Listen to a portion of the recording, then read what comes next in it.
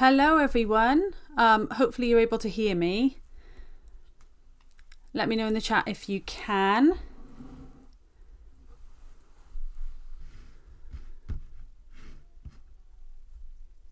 I hope you had a good winter or Christmas break. Obviously you've got a couple of days left.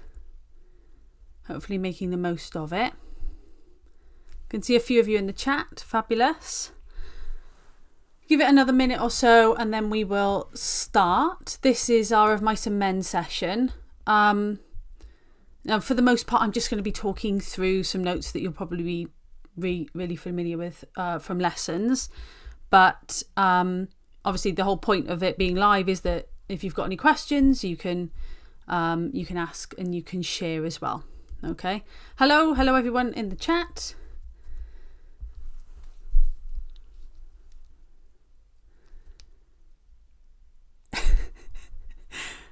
I love the fact that if adults do anything that's deemed to be vaguely like,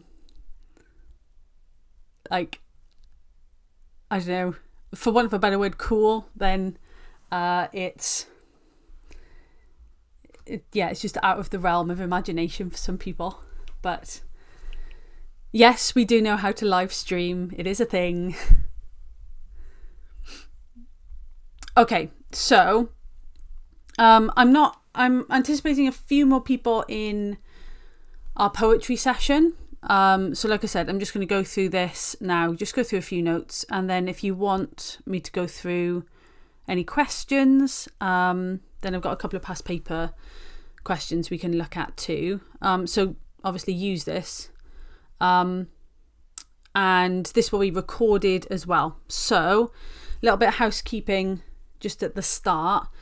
If you're in the chat, great. That's like I said, that's kind of the point of this. But keep it family friendly, and don't share anything that identifies you particularly in any way. Obviously, if you know each other, that's fine. But just for GDPR reasons, just be careful with what you're sharing. Then.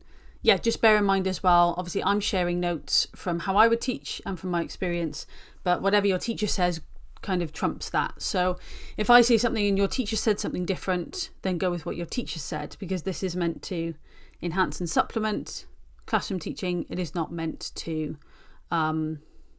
replace any classroom teaching. Okay, so just bear that in mind as well. So like I said, we're going to do Of Mice and Men today, and I've got just a couple of notes, like I said, on extract and essay kind of tips, and then just some notes on some of the characters as well. But I'm quite happy to skip over or focus on particular bits if you want me to. So let me know, otherwise I'm just going to carry on and do my thing. Let me get these ones up. So, as we know, Of Mice and Men generally tends to be the thing that people are most confident with, simply because it kind of feels easier to revise than the unseen poetry. And it just feels like this kind of solid stuff. You know, you can buy a revision guide, there's quotes, there's all that sort of stuff. So it feels like kind of an easier thing to work with. So people tend to be a bit more engaged with it, and people tend to just be a bit more confident with it when we get to the exam. So let's bring this up. We'll go through just a couple of basics to start with. Where are you? We'll go through a couple of basics to start with, just to check, or just to remind ourselves, because it's been a while with holidays and things. It's been a while since. Here we go. Let's see if this works now. There we go. So holidays have kind of they tend to wipe our memories a little bit when it comes to some of the logistics of things. So come on, PowerPoint, where are you? Let's bring this up. I will share, like I said, this is all going to be recorded, so I'll share it all after, because I know that there are a couple of people who are coming a little bit later, so just so they're able to see all of the slides. There we go. Right, okay, we'll just have to share it like this. Let's see if this works. Okay, so come on, let's see if that works now. Hang on, are we underneath? Nope. Hold on, give me 1 second. I'll be back now.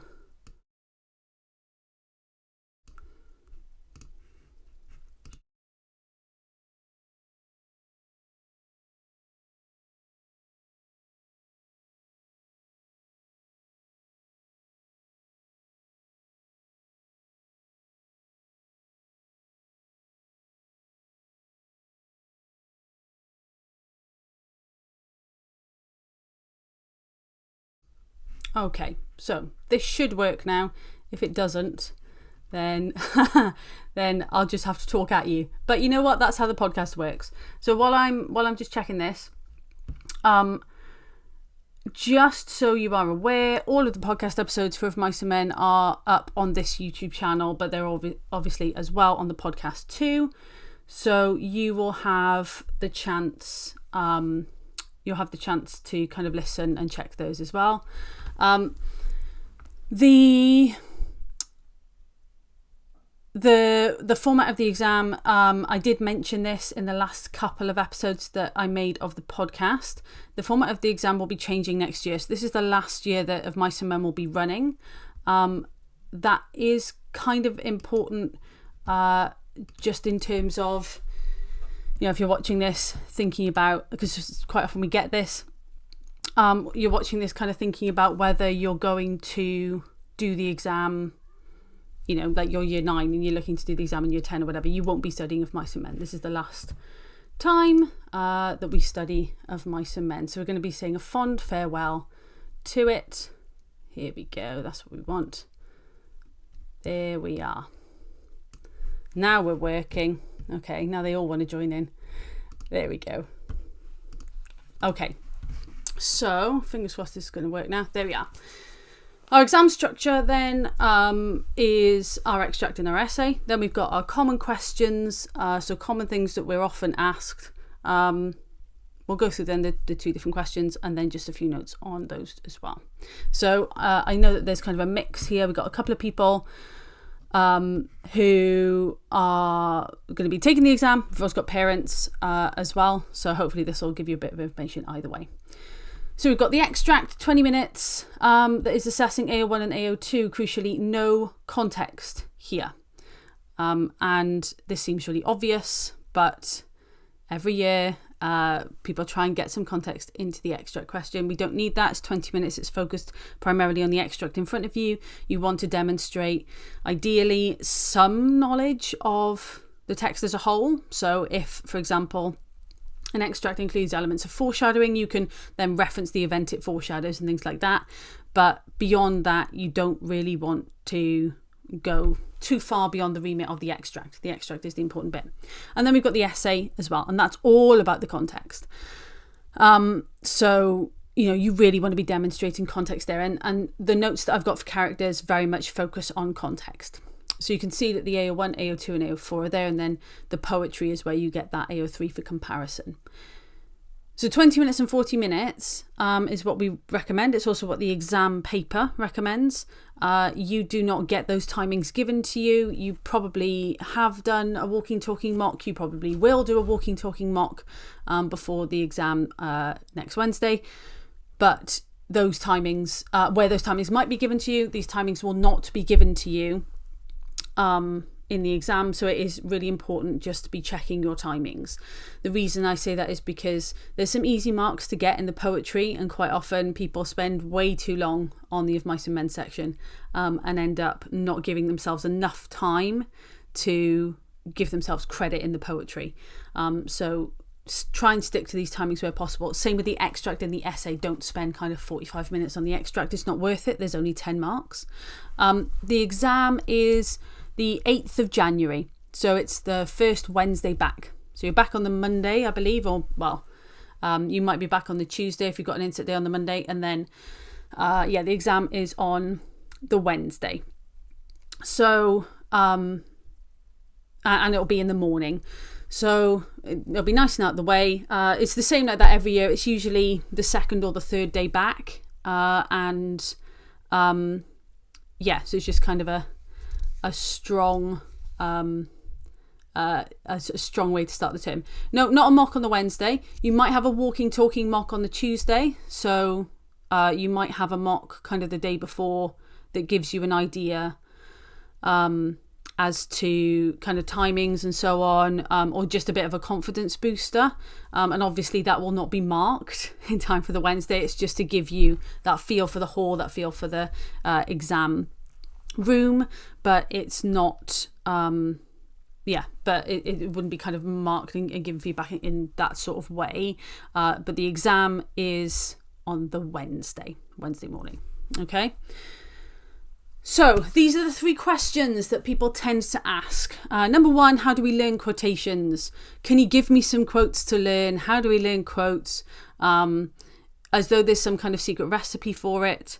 And the answer is, I can't give you a secret recipe. You just have to learn them. And that doesn't happen by accident.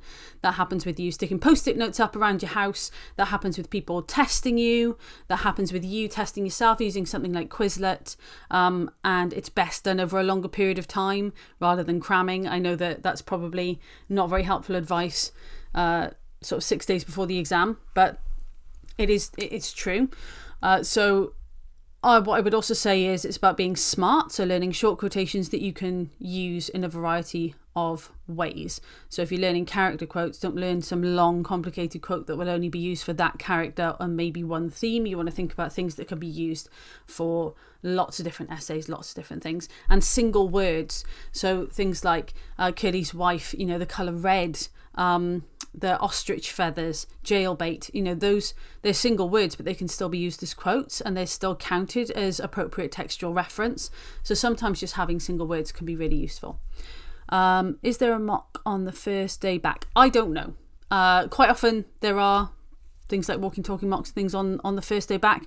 But your teacher will have told you that before Christmas on Google Classroom, if there is. As you know, I'm not in the school that I assume you're in at the moment. So I will be back for your Unit 2, but I'm not there at the moment. So you have to check with your teacher on that one. Okay. Second one is context. How do we use context? What context can we talk about? Do we just talk about the Great Depression over and over and over again? The best way to talk about context is to think about the characters as vehicles or ways of showing aspects of context. So again, I'm using Curly's wife as a very obvious example. Curly's wife demonstrating misogyny in the 1930s. You've got Crooks, who demonstrates racism in the 1930s, racist attitudes, right, in the 1930s. So each of these characters are vehicles. They're put here to show the harsh, unrelenting life of 1930s America. And thinking about them like that makes it a lot easier to write about in terms of the essay. Because with the essay, that's ultimately what it's asking you to talk about, how these characters encapsulate 1930s American life. And the last question is, how can I be inventive? How can I write something new? What could I say about a character that's not been said before? Because everyone's written about Mice and Men. You'll probably ask, parents or adults in your family, and they may have studied of Mice and Men. It's been around for a while. The answer is, you do not have to necessarily write anything new. You do not have to be innovative.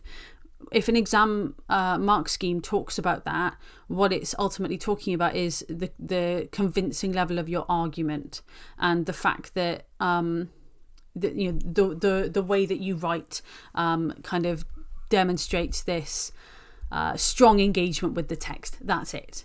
Okay. So those 3 questions come up most frequently, but if you've got different questions, then again, feel free to share them in the chat. And hello to people who've just joined us. I can see there's a few more people who've joined as well. And hopefully this will be useful to you. So the extract question. I want you to start by explaining what's happening in the extract. Crucially, by that, we do not mean write half a page that summarises the story so far or anything like that. There's a real danger that people do that. What we mean here is a single sentence that places the extract within the story. So if we're explaining, I don't know, say if the extract occurs from chapter 6, like right at the end of the story, where Lenny's gone to hide and he's waiting for George, right? So, it would be, this extract takes place either, if you know the chapter, this extract takes place in chapter 6, where Lenny's hiding waiting for George, full stop, that's it, right? Or this extract takes place towards the end of the story, if you don't know the chapter, because it's quite easy to know if something's chapter 1 or 6, but then it gets a little bit more challenging sometimes to know if it's chapter 3 or 4 or whatever, especially in an exam environment. You don't get extra marks for getting the chapter number right, but it doesn't set you up particularly well if you get it wrong. So just talk about in one sentence where in the story does this extract take place. We want our quotations. If you use point, evidence, explain, lovely. If you use evidence, explain, so getting rid of the point and just tracking through, again, great. But they just need to be short and sharp. So this is where kind of picking out single words or phrases can be really useful. And then we need to explain what it tells us, crucially with a focus on the question. So just to show you quickly, I know that you're probably quite familiar with these now, but here we go. So this is our paper. First tip of Mice and Men is quite nice and easy because it's at the top, but just double check you're turning to the right page, because again, every year there will be someone who ends up accidentally answering To Kill a Mockingbird or Chandler's Secrets because they got excited and turned the whole page or turned a load of pages. So just double check that. Then what you'll find is, because the question for the extract is printed on a different page to the extract, it's actually quite easy to read the extract, and if it's focused on more than one character, to end up thinking about the wrong character or the wrong thing. So when we talk about highlighting the questions, and when we talk about being really explicit in doing that, and it might feel like an unnecessary extra step, don't skip that, because it's just about allowing your brain to focus in that quite pressurized environment of the exam. It allows your brain to focus. It's the physical act of underlining or highlighting that name. So in this case it would be Lenny. So highlighting him means that when we read the extract, we know that that's the person that we're focusing on. We're not focusing on George here. We're going to be focusing on Lenny. And if we're focusing on George at any point, it's about how he relates to Lenny, or how in some way that enhances the portrayal of Lenny. So really make sure what you're focusing on is the right thing for the question, because again, it's common that people end up focusing on the wrong thing. In the extract, setting the scene, does writing, what chapter it's in, give you more marks? No. So the reason why we suggest that you place the extract is because that shows your AO1 skills, because it shows that knowledge of characters, themes, the overall story, etc. Actually knowing what chapter, that's secondary. Don't worry about that at all. It's just about showing that you understand where this moment fits in the narrative as a whole. That's kind of what we're looking at in terms of demonstrating your skills. So we'll come back to the paper in a sec. You may want to consider alternative interpretations. You but ultimately what you want to be focusing on here is the effects of language, structure, style, etc. So in the same way that I'm sure you've been told time and time and time again, you can talk about alliteration if you want to, but if you don't have anything to say about the effect the alliteration has, then there's no point in talking about it. So it's all about the effect and how it links specifically to, in the case of what I just showed you, Lenny, or whatever character, whatever, if it's a mood and atmosphere extract, whatever it is. So the important thing is finding the stuff that helps you talk about the question. You want to discuss the whole extract. So really what we want to do is we want to track through the extract. I always recommend, when you're looking at an extract, so this one's focused on Lenny, so I'm going to write Lenny at the top. I always look at the opening 2 to 3 lines and the ending 2 to 3 lines once I've read it and I kind of know what it's about and where it's from. Because the examiner, or whoever's written the paper, has deliberately decided to start the extract here and end the extract here, right? If there wasn't something worth talking about in these last few lines, they could have ended the extract here. So there's going to be something worth talking about in the opening few lines and the ending few lines. So you'll definitely be able to find something to talk about there. And then when you're writing, you simply track through.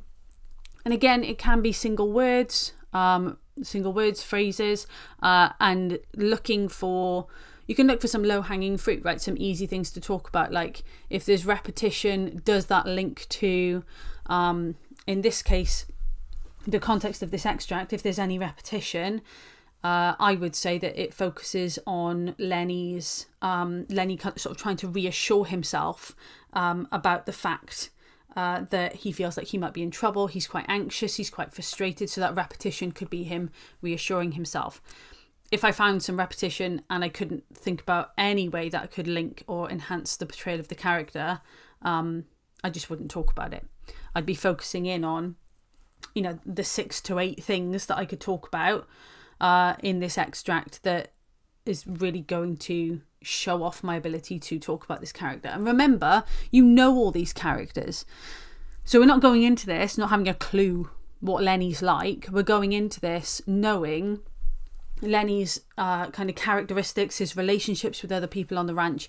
So having that as your starting point is really useful, because you're then looking for things to reinforce those ideas about this character at this point in the story. Okay, let's go back to this sec. So like I said, focus on the question throughout. It would be quite easy. The extract that I've got here is quite focused just on Lenny, but there's a few on the past papers. There's one that is focused on Slim, but actually most of what's happening in it involves Lenny. So it is really important to just make sure that you're focused on what it's asking you. And marks are awarded for the clarity of your response. That's why sometimes we say it's not essential that you have point evidence explain. You just track through the extract and find evidence and then effects, evidence and then effects, because sometimes making those points you end up repeating yourself, and that's not going to help you. So marks are awarded for the clarity of your response, and what you're being assessed on here is your ability to look at your close reading skills. So when you're kind of working through the extract and looking at what evidence to pick out, I know quite often we recommend 6 to 8 pieces of evidence. 7 is our kind of happy place. You could have far more than that, but be very precise and just pick out lots of single words to talk about. There is no kind of right or wrong. Again, examiners don't go through and count how many quotations you've used and then give you a big tick if you've got 7 and a cross if you've got more or less. That's not how it works. So think about that, but also think about structure. And when we talk about structure, we also are talking about narrative structure. So things like foreshadowing. So again, the reason why I picked this extract for us to just kind of use, and I know that I'm going through this quite fast, just we've got quite a lot to go through. But you can pause once this is kind of uploaded, you can pause this and have a look at the extract in a bit more detail if you want. This is the winter 2022. So if you're interested in looking at this one, then you can obviously look at that online as well, because all these are available just through the website. So this extract, there's some bits towards the end that have quite a bit of foreshadowing, and that's a great opportunity for you to show off your AO1. So showing those overarching characters and themes, and your response to the text as a whole. Because the mark scheme talks about at the highest level, learners have confidence to move from the general to the specific. And that's what they're talking about, being able to talk about the story as a whole and then be able to move in and talk about a single word or a single phrase. So there's foreshadowing by here. I didn't know you'd get killed so easy, right? So we know that that's kind of foreshadowing events later on with Curly's wife, and the fact that it's laid on the hay as well. So again, I know that I'm kind of working backwards here, but you can see that there's a couple of quotes there that I could quite easily use to discuss the foreshadowing. That is classed as narrative structure. It's a structural feature. But equally, we could be talking about lots of different aspects of structure. So we could be talking about sentence length. Repetition arguably would be a linguistic and structural feature, depending on how it's used. Sentence length, punctuation. Never forget the power of punctuation. And there's if you think about a kind of short dramatic or short simple sentences compared to kind of long ones that build up those details, longer complex sentences, multi-clausal sentences that build up details, they're used for different purposes, in the same way that poetic and linguistic techniques are used for different purposes. So don't kind of underestimate those. You can still pull them out and use them. If you can name them, great, but you don't get marks for naming stuff.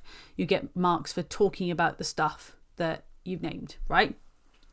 So if you're talking about,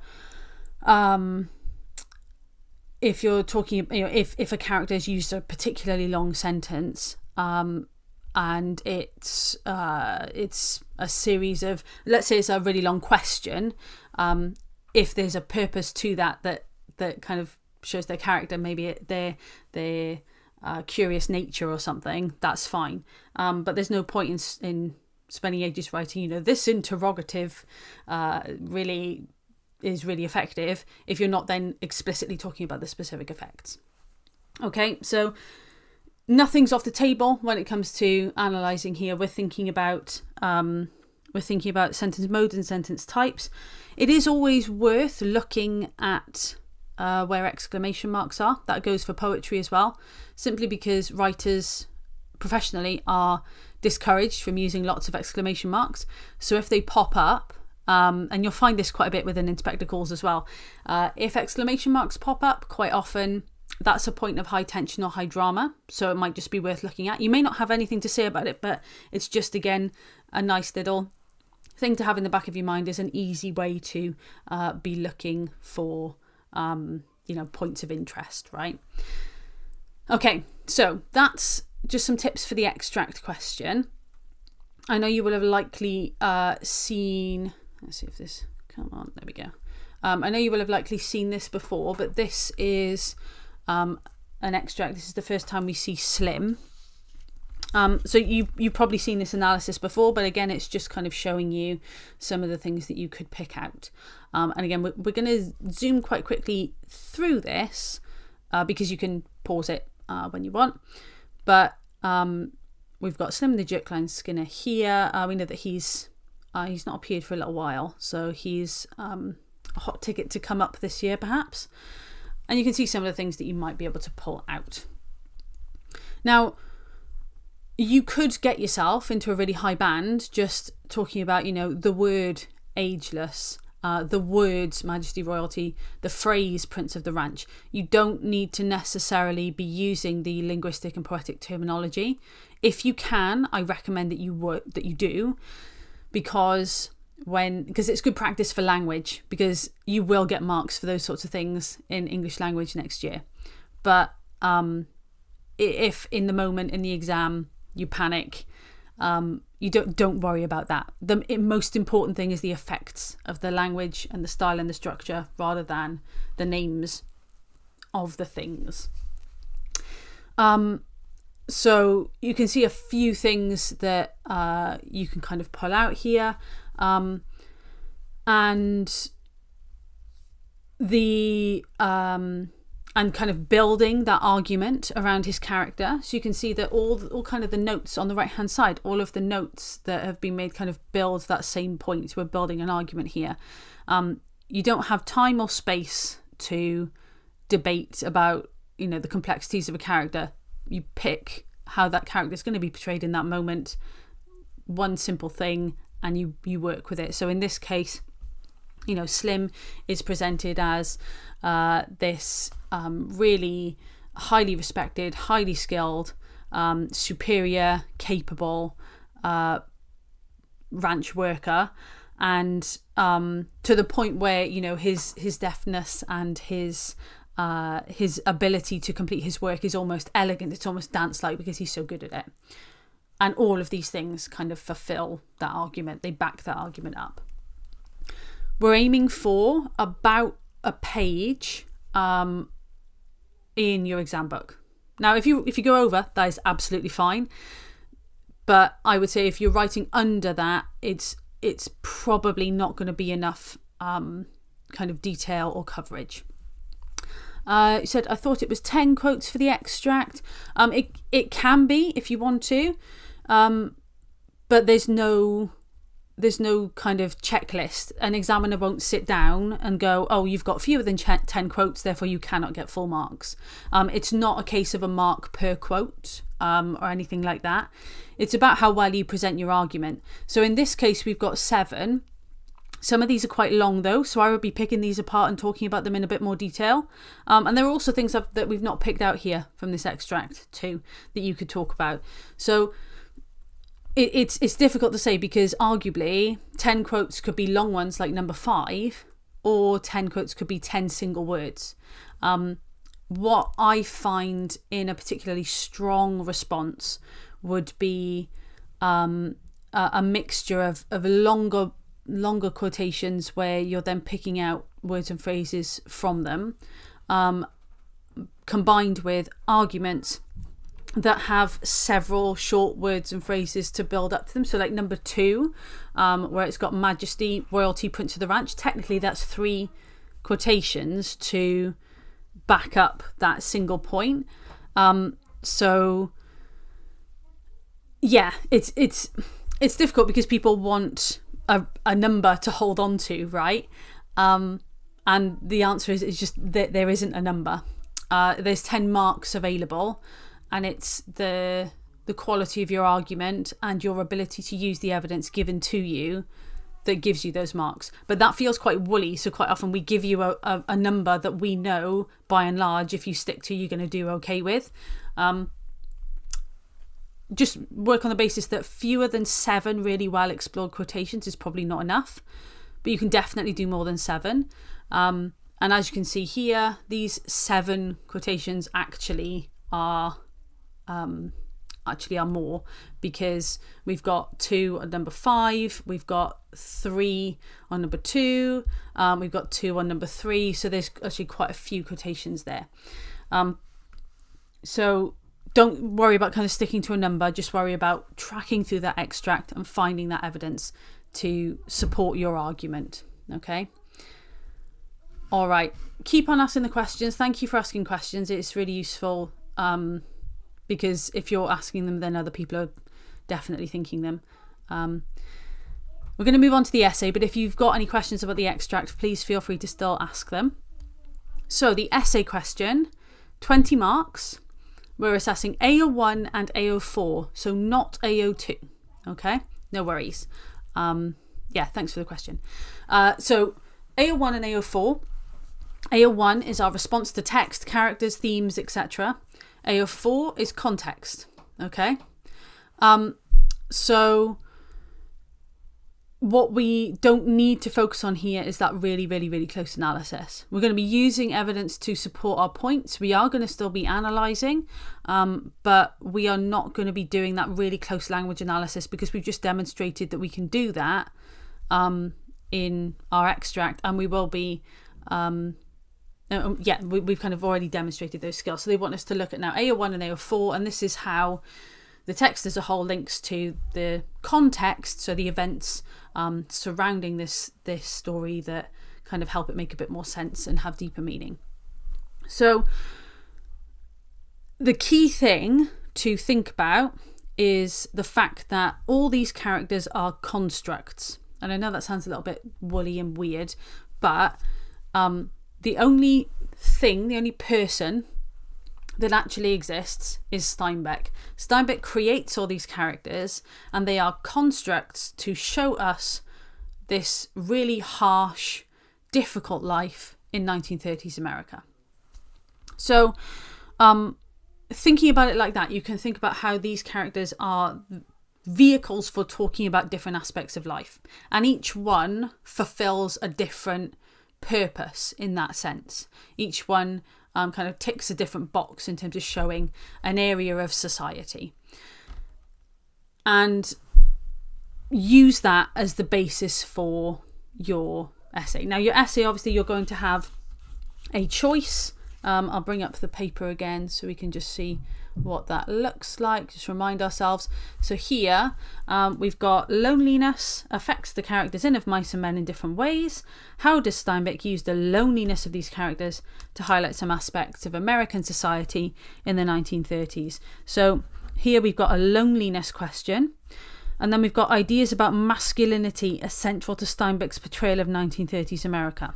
So it used to be fairly clean cut that you had a character question and a theme question, and most of the time that rings true. Occasionally you get papers like this where actually you've got two theme questions. So sometimes people kind of like to game the system a bit and sort of hedge their bets and say, oh, I'm just gonna prep my themes, right? I don't like writing character essays, so I'm just going to prep thematic essays. Or I don't really like themes, I find them a bit complicated and nebulous, so I'm going to just prep my characters. That doesn't quite work. As long as you know the characters and the story pretty well, you'll be able to write about anything. So here we've got loneliness and masculinity, but there's lots and lots and lots of different themes that. And you'll also find that the same theme could be presented in a different way in a different question. So you could get loneliness written, an essay, a question that asks you to write an essay on loneliness written in 10 different ways, right? So just bear that in mind. Hunt through, try and make it, try and sort of narrow it down like we did then. You circle the thing that you need to be talking about so you can focus on it. Sorry, let me just check the questions. I am going to do unseen poetry, but not today. We're going to do a separate session on that in 2 days' time. Yeah, 4th of January. And then one more session on the 6th, which is just before you go back to school, I think, which is just a Q&A.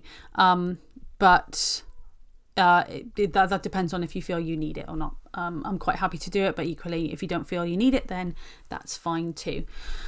I'm going to go through some notes for each of the characters in a minute. All right. So you're welcome to screenshot as we go, or like I said, you can go back through and watch this once it's recorded as well. But it's very similar stuff to the stuff that I say in each of the podcast episodes. So essay, 2 to 3 sides in your exam booklet, which is slightly less than 2 to 3 sides of A4 because they've got the big margins and the wide lines and everything. But if you work on the basis of 2 to 3 sides of A4, you've got a bit of detail in there. Planning is essential, and you can plan in the booklet. So you can mind map, you can bullet point, everyone plans differently, don't they? You can storyboard it, do whatever you want. But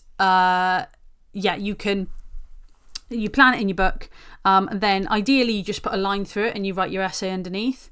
don't worry if you don't put a line through it. I've examined a load of papers where people have planned essays and then not put a line through it. As long as it's just clear where your essay begins, that's fine. The examiner is not out to catch you out. The examiner wants to give you marks. It's actually in the examiner's remit to positively mark. So they have to be looking to give you marks rather than looking to take marks away. So please plan.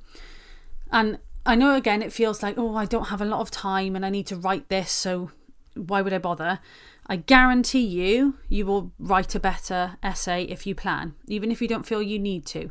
And the reason for that is, in a pressurised environment in the exam, you'll see the paper, your brain will be firing on all cylinders, you've just done the extract, you're feeling great about yourself, you've got loads of ideas, you start writing them down, you get about a page in and you've used all your points. And you have just thrown them all into one amorphous paragraph and you've run out of steam and you don't have that pacing and that structure there. The plan helps you when you're in that kind of stage where you've got all these ideas. The plan helps you pace it and organise it so that then when you're writing, you can, rather than kind of thinking about what's coming next, you can think about how to expand on those points and how to evidence those points rather than thinking about what point you're going to write next.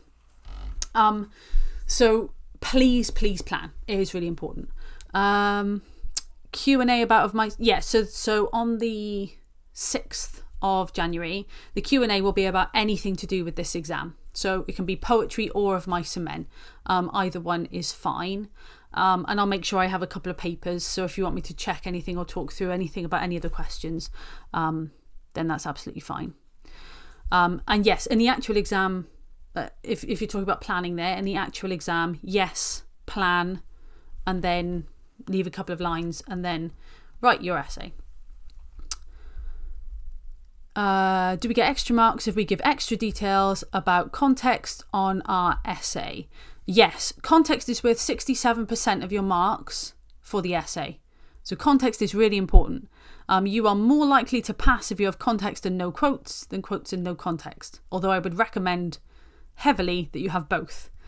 How long should you take to plan? 5 minutes, if that. It just needs to be, look, I'll show you now. Let's plan one really quickly. So we've got loneliness, right? So what I like to think of is, if I'm looking at a thematic question, let's say loneliness. So I'm going to write loneliness here. Loneliness. Now, I'm a mind mapper. If you're not a mind mapper, that's fine. You can plan however you want. No one's going to take marks away or whatever for however you plan. Now, I like to think of themes, moments, and characters, right? Excuse the handwriting because I'm writing at a weird angle. So this is a theme question, right? So I don't need to think about that at the moment. What I want to think about are moments and characters that embody loneliness. So moments in the story and characters that do that. Well, Curly's wife for sure. And then I talk about kind of the moments in the story, and through the moments, the quotations that make me think of that. Then I'd be thinking about Crooks. I'd think about Candy, right? So immediately I've got 3 characters that I could talk about. And so you can do it that way. You can literally just talk about how different characters embody a theme. And then I would then go off and I talk about moments, right? So the fact that when we first meet her, right, she's standing in the doorway. So that sense of like isolation, the fact that obviously the chat to Lenny, the way that she treats Crooks highlights her loneliness. She has to assert authority to even kind of be recognised as an equal there. Then Crooks, the fact that he's kind of also kept isolated, the fact that George and Lenny are seen as strange because they have each other. So there's lots and lots and lots and lots that you could talk about, and like I can see here that you've got lots of kind of things you can talk about, and it's great that you say you've got a go-to, right? Because if anything comes up like this, or anything about the harsh world of the ranch, or anything that embodies the idea that life is miserable and that friendship's hard to come by, you can talk about all these things. Now, this is a plan, okay? Now, it's not a plan, it's not kind of a fully fledged plan, but now all I need to do is go, right, okay, for argument's sake, I'm most confident talking about Curly's wife, so she's going to be my first point, right? Then I'm going to write about the one I'm least confident talking about, because then I've got a nice stronger one to finish off on. So I'm going to then talk about Candy next, then Crooks or whatever, and then we'll add that one in too. Aim for about 3 points, but again, it's as you write your essay, you'll find that there are maybe digressions that you need to make, or things that you might want to bring in. So it's difficult to say, but 3 points are. 3 points are kind of, it's a good way of thinking about it, but 3 to 5 points, it depends. If there's 3 really strong points, like for example, really, like you said, Curly's wife, Crooks, and Candy, there's quite a lot you could write about for each of those. So then I might mention, maybe even in my introduction, that George and Lenny are considered strange because they do have each other, and that'll be my only mention of it. So then I'm going to focus on those other characters. Again, it's if there was a perfect formula for an essay about loneliness, then you'd be given it, right? There'd be books published, people would be making a lot of money.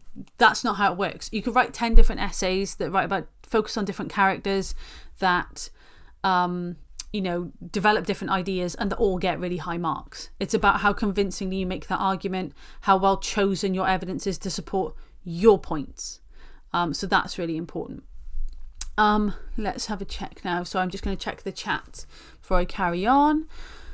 Yeah, so great that you've got go-to characters. Crooks, Curly's wife, Candy are really useful ones. Yeah, Lenny and George are a nice juxtaposition. They're a nice contrast. So even if you just mention them, if something like loneliness comes up, then, that's really good. Because the point of them, the reason why there's this story, the reason why people look at them strangely and think it's because they have each other, right? And that whole conversation about, the fact that by the end, it's just George. He's now just become like everyone else, right? That would be a plot twist. It would be a plot twist, might bring a new lease of life into the book, because it's quite tired now. If you talk about George or Lenny, you should talk about both of them, not separately, because they're besties. They are. This is true. Okay, they are a team, and in the context of the harsh life of 1930s America, which is what you'll be asked about, it probably is worth mentioning that they're different because they have each other, but they are distinctly different characters. So if you had to write an essay about Lenny, then the essay should include George, but it won't be George all the way through, right? Because there's significant moments with Lenny, for example, that don't involve George, and there are significant moments with George that don't involve Lenny. And in particular, someone like Lenny, one of the most significant points in the story happens when George isn't around. So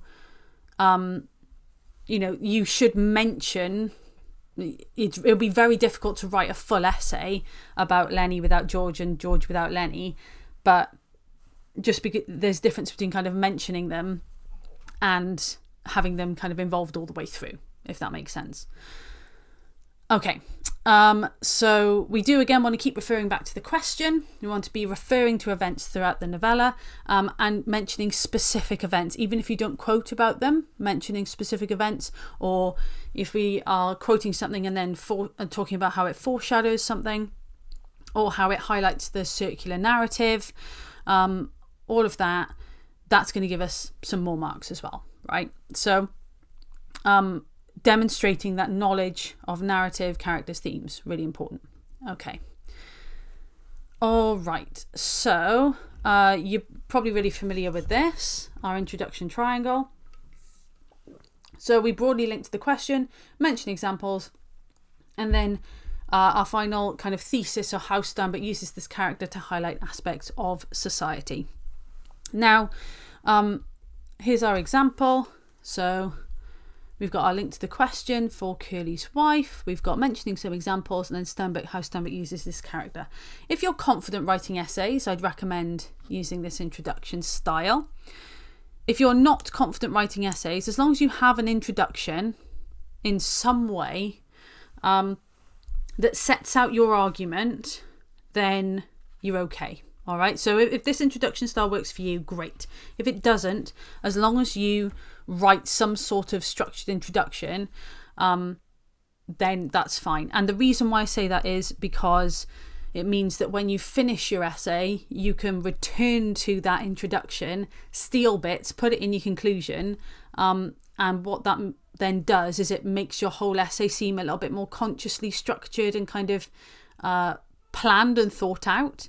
And from an examiner's point of view, it just looks a bit better. That's all. Isn't guaranteed to get you more marks, but it does look a bit better. So a good sentence structure to use, and again, I know you're probably really familiar with this, but I'll turn this around. So let's say we were looking at a character.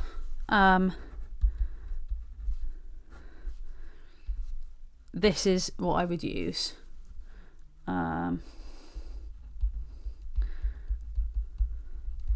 So what this means, using this kind of as sentence starter, and you kind of saw it a little bit in the introduction triangle I just showed you. If you use as, then you can put the archetype in here. And what I mean by that is the part of society they represent. So again, we use Curly's wife as our example. So as a woman, right? And you can use this, you can use this for the other characters as well if you think about the role they play on the ranch. So whatever role they play on the ranch. So as a or the, so as the only woman on the ranch. And then here you put the character name. Now, the reason why this sentence type works is because, or the reason why this sentence structure works is because what you're doing is you're setting yourself up to talk about context.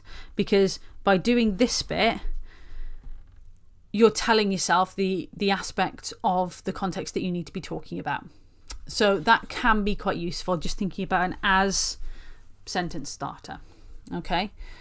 Right. Let's have a look then at some character notes. So, as I said, these notes are from a presentation that I think I put together in something like 2018. It's just been tweaked a bit, so you've probably seen these notes before, but they are really useful because they show the specific areas of context that you can link to each character. So here we've got George. So in some ways he represents, so you can see some of the words: represents, highlights, embodies, shows. If you're using those words, you're going back to that idea of the characters being vehicles for talking about life in 1930s America, right? So that's why they're quite useful words to use. So he represents a typical 1930s ranch worker. His comments give us insight into the futile, lonely, empty life of a typical ranch worker.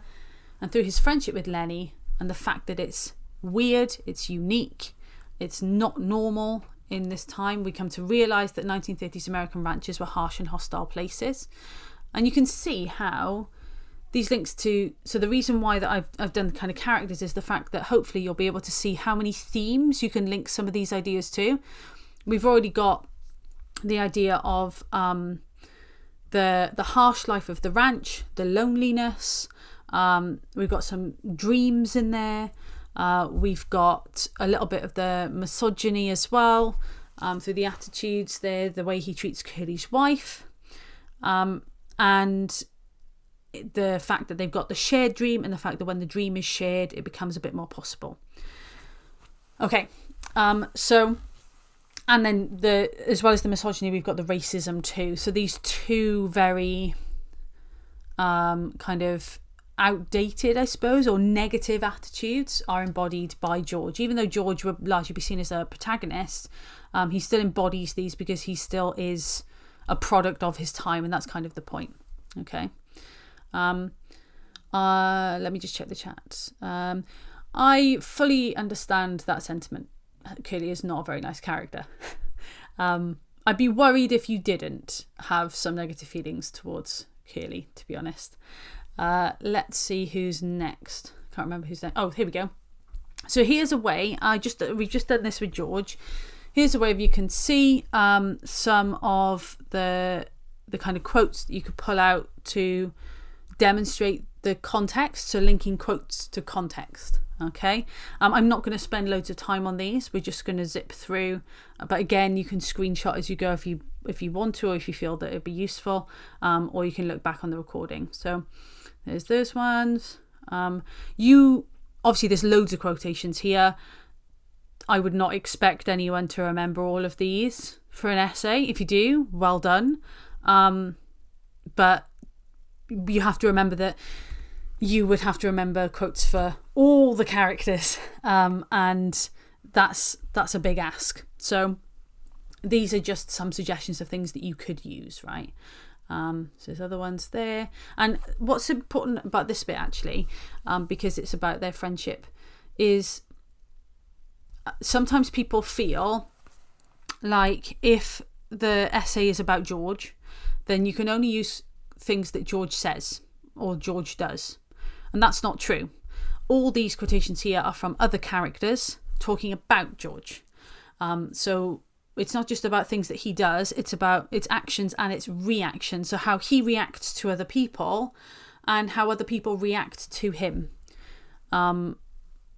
So that's just important because especially in a novella like this, there's lots of commentary about other people.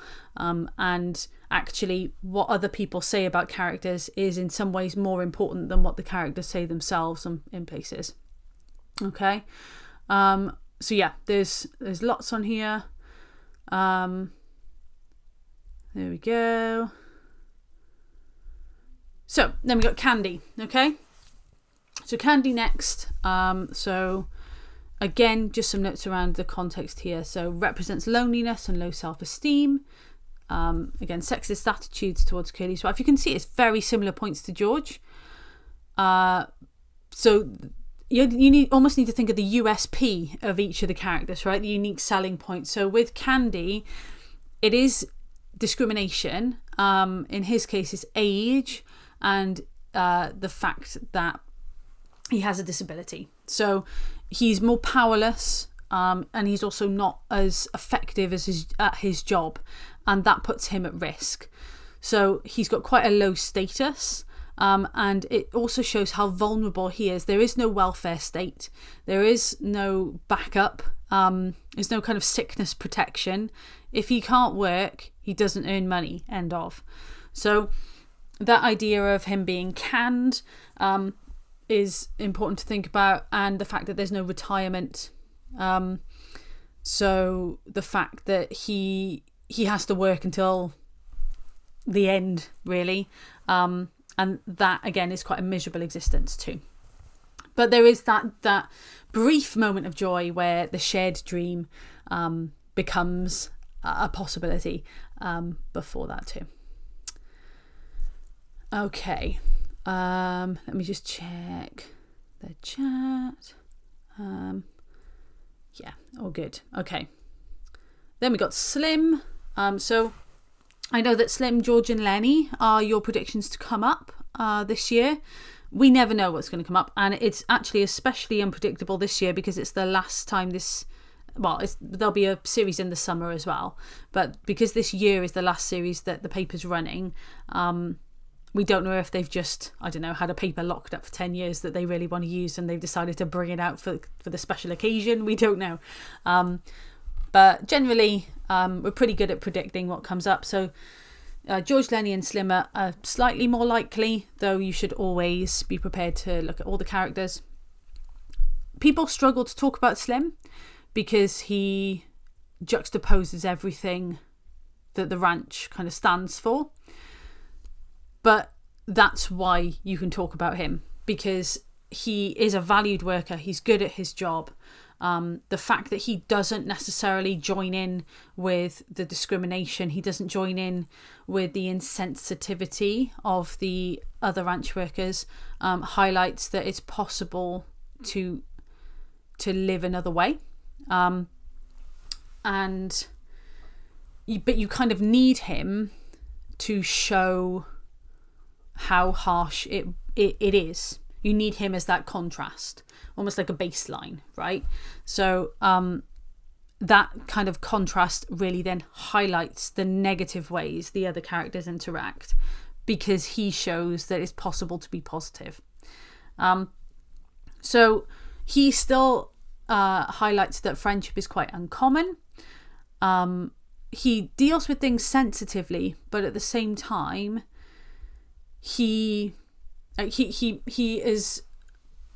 conscious of other people's emotions, but he's still very clear cut about things. He knows when harsh decisions have to be made, and he takes steps to make those. So he still has that kind of hardened nature in some respects, because he's still a product of the environment, but he's just a very, very positive juxtaposition compared to everyone else.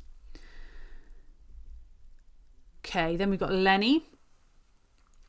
So again, highlighting discrimination. So we know that Lenny is a really effective worker, but George is needed for him to kind of help him make sense of the world, and George has that patience with him as well.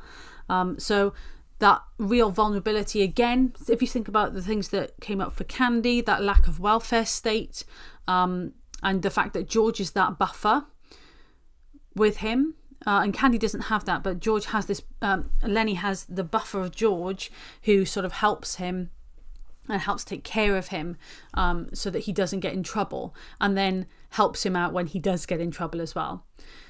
The shared dream, as we know, and then the fact that they're always on the move as well. So the fact that there's no stability, and because of that lack of stability, you can't put down roots anywhere, you can't build long-term relationships and friendships, and then also the prejudices of society. So he doesn't understand society, and that naivety, in the same way that Slim's positivity is contrast, the naivety of Lenny is that contrast. So the kind of the individual characteristics sometimes can stand in contrast to the other characters as well. Okay, then we've got Curly. We don't like him so much, and that's the point, right? So he really embodies this whole idea of the harsh world of the ranch.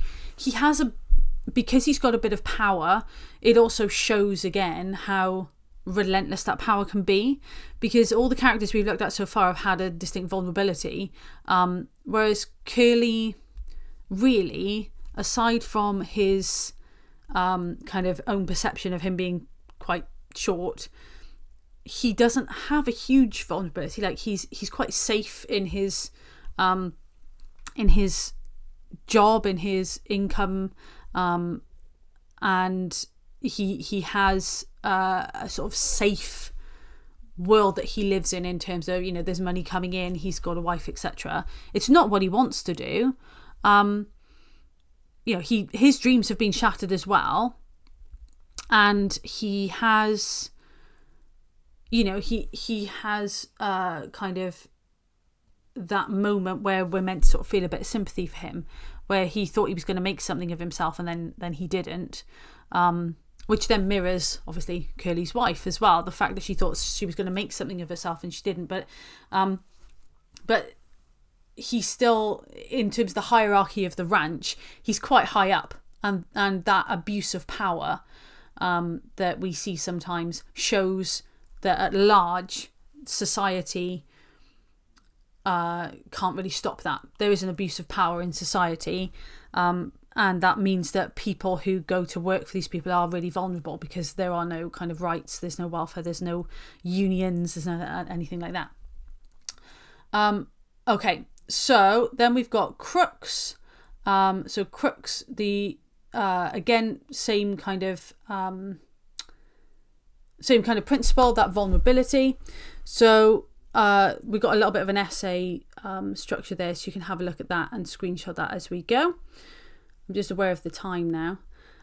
So yeah, a few different things. Now there are 7 paragraphs here. There is no way you're going to be able to write 7 paragraphs, but there's just different things that you could talk about there. Okay. And a few different quotes that you could use.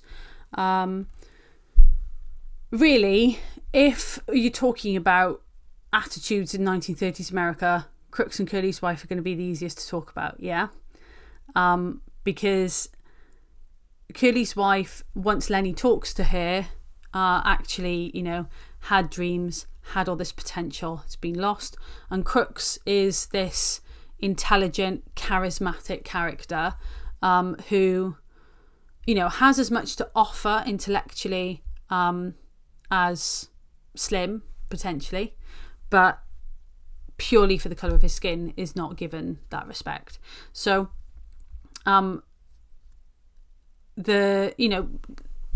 really, one of the reasons why this book is so contentious is because of the attitudes towards Crooks as a character and the casual kind of use of the language around Crooks as a character.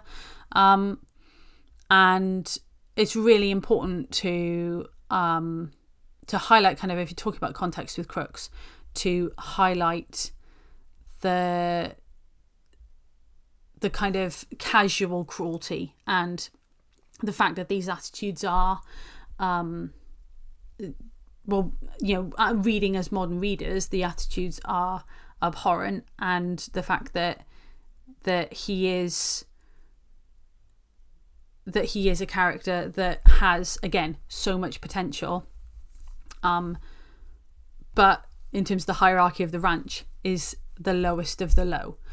So again, that contrast of him having potential, that potential shattered simply because of who he is, and then juxtaposing that with the fact that he's good company and some of the conversations that happen when they're in the bunkhouse with him. Okay, here we go. Curly's wife, I've talked a lot about her, so I've kept it pretty short with her. Also because I think she came up last year or the year before, and she's really easy to talk about again, so similar to Crooks. So her dream, the fact that she's lonely, she's marginalised, so it's the same stuff again and again and again, but just from different perspectives. So it's from the perspective of a woman, from the perspective of a racial minority in this time, from the perspective of someone who's really old, from the perspective of someone with a disability, from the perspective of someone who is a really effective worker, and whose attitudes contrast with everyone else's. So you can see that as you go through them all, it's the same content just with different perspectives. And this again just kind of shows that introduction and the way that we can set ourselves up to talking about these arguments. So Curly's wife is there as well. Okay, so that's just some notes for the characters, and I showed you kind of the plan as well. So I would spend 5 minutes tops on planning. It doesn't need to be a detailed plan at all, but it's just to give you that mental structure to then go back to and work with, because the mental load in the exam of having to manage timings, how to write, crafting an argument, remembering your quotes, it's a really complex thing that you're being asked to do, right? So putting that plan down just means that you've taken some of that mental load and you've put it on paper, and it just makes life that little bit easier, because then you've got something to go back to, something to tick off, and something to pin the rest of your ideas to. So definitely plan then 2 to 3 sides in your booklets, your exam booklets. People ask sometimes some different formatting things, like do you need to leave a line between paragraphs, etc., etc. You write however you want in that exam booklet. It is your exam booklet. The only thing that you have to be really careful not to do, don't write on the pink margins around the edge, right? If you need another booklet, you can ask for another booklet. Just write in the white bit, don't write on the margins, and that's just because when the examiners get the papers, that's where they'll comment. Now, it'll be really clear. It'll be really clear on the paper that it tells you where you can write and where you can't write. But putting a line between paragraphs and things, that's nice if you want to do it. If you don't want to, that's fine. You don't need to double space. You don't need to do any of that stuff. You just write however you want to write. The most important thing is that you get your ideas down on the page. Okay. I'll just pause if there's any questions from the chat before we finish up. We've had quite a few. Anything at all? No? Okay. So, hopefully that was helpful. I know that it's just pretty much stuff that you would have been doing in class, but I'm aware that the Christmas break, this exam is always timed really awkwardly, and then sometimes things just fall to the back of your mind in the Christmas break. So this hopefully gives you a little bit more to work with. It just jogs your memory a bit and makes you feel a little bit more confident going back. I will be back here at 7 o'clock if that's a good time. 7 o'clock on Saturday for Unseen Poetry. Now, obviously that's going to look a little bit different because I can't give you a load of notes, but I'm just going to give you kind of a step-by-step process how to work through Unseen Poetry, and then kind of maybe look at a couple of questions if that would help as well. So a slightly different format, and then we'll come back for maybe a slightly shorter session, which will just be the exam Q&A. So if there's anything that you want to go through, any particular question, any particular format or style, then you can. What's the question? What information do I have to put on the front of the exam booklet? So first thing, honestly, do not worry about that. They'll give you all of that information on the day. So I know this does help some people, just kind of knowing what to expect. So you'll have a seating plan for the hall, and it's really important that you sit in the right seat for your seating plan, and they will double check that for you and things as well, because it will have your candidate number, your 4-digit candidate number. I think there's still 4 digits. So your candidate number will need to go on the front of your exam booklet. That's probably the most important thing, because that's your identifier for the exam board. So they know you as your entry number, which will be that. The rest of it, I would hope that you would know. It's just things like your name, and that's it really. But they'll give you time. They'll give you time to fill that in, and everything's labelled. So it'll say name and then a box. So you just put your name in there. And you'll also have invigilators in there, and they'll know that for most of you, this is your first exam. So if you have any questions about how to fill out the front of the paper, just put your hand up and ask an invigilator. And most centres, most schools will talk you through writing on the front of the booklet.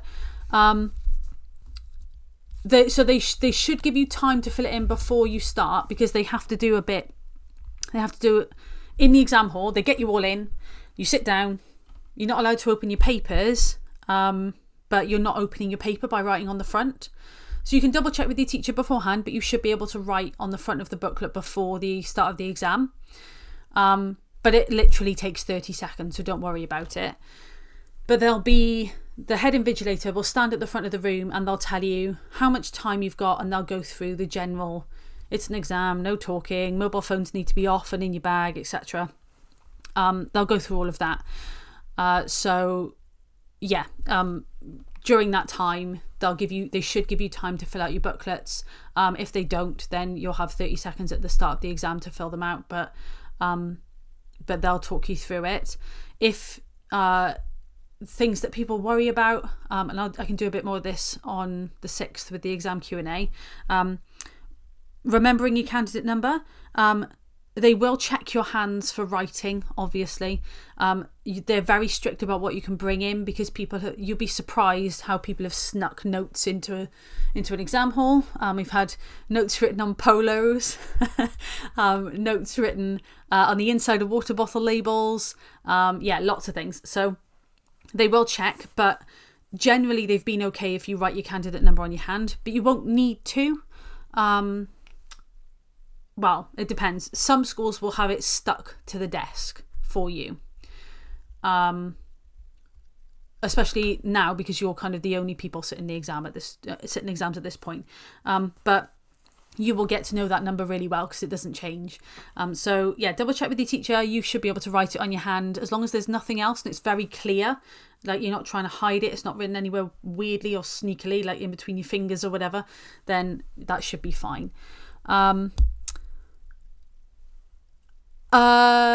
Well, when the polo incident occurred, you were allowed to bring mints in. I don't think you're allowed to bring mints in anymore. It was quite a few years ago that we had the polo incident.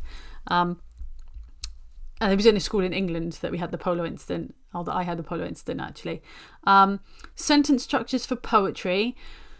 We'll go through that process on the 4th for sure. I know it feels like it's the scariest. I will try and reframe that to make it feel like it's fun, because it should be fun for you. But I totally get why it feels scary. It's because it's unknown, and I can't change that, but I can certainly go through maybe a process, so that at least you have a process that you know won't change, even if the poems won't. Or you'd be surprised what you could fit on a polo. Okay, I think that's everything. Let me just check. Yeah. Okay. So we definitely want to go through some sentence structures, or looking at some writing for poetry. That's fine. And yeah, we'll look at a couple of different poems. Obviously, I don't know the ones that you've done in class, so I do apologise if we end up doing the same ones. But it's not really so much about the poems we're looking at. It's more the process, because it doesn't matter what poems we look at, because you'll get different ones in the exam anyway.